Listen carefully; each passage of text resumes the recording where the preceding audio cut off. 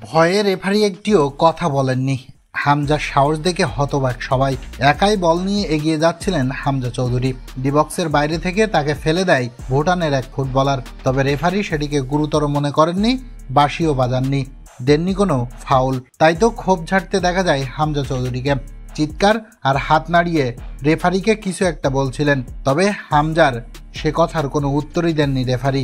উল্লেখ্য যে এদিন বাংলাদেশের জাতীয় দলের যাচ্ছিতে হামজা চৌধুরীর দ্বিতীয় ম্যাচ, সেই সাথে বাংলাদেশের মাটিতে অভিষেকও। ঘরের মাঠে হামজার খেলা দেখতে আসা দর্শকদের শুরুতেই উদযাপনে মাতিয়ে রাখেন তিনি। ম্যাচের ঠিক 3 মিনিটের মধ্যে দলকে 1-0 গোলে এগিয়ে নিয়ে যান হামজা চৌধুরী। ম্যাচের শুরু থেকেই সুযোগ তৈরি করতে থাকে বাংলাদেশ দল, যেখানে প্রথমেই কর্নার কিক পায়। শট নেন জামাল ভুঁইয়া। বক্সের ঠিক মাঝ বরাবর থেকে নিখুঁত এক হেড, গোল করলেন হামজা চৌধুরী। ভুটানের বিপক্ষে এই ম্যাচে বাংলাদেশের বিপক্ষে অভিষেক হয়েছে ফাহমিদুল ইসলামেরও। এর আগে ভারত ম্যাচের আগে সৌদি আরবের ক্যাম্পে যোগ দিয়েছিলেন ফাহমিদুল, কিন্তু অদ্ভুত এক কারণে তাকে ফিরতে হয়েছিল আবারও ইতালিতে। তবে হামজা চৌধুরী ছিলেন দুর্দান্ত। এ যেন গোল করতে মরিয়া হয়ে ওঠার চেষ্টা।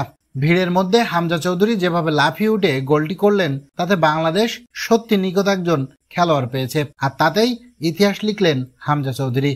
সেই মুহূর্তে গর্জে ওঠে পুরো ঢাকা স্টেডিয়াম। হামজা যেভাবে গোল করলেন সেটা দেখে অবাক হয়েছিল ভুটানের গোলরক্ষক পর্যন্ত।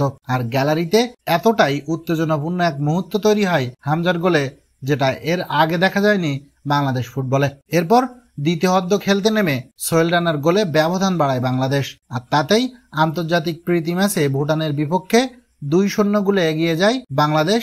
শেষ পর্যন্ত দারুণ এক জয় নিয়ে মাঠ ছাড়ে তারা।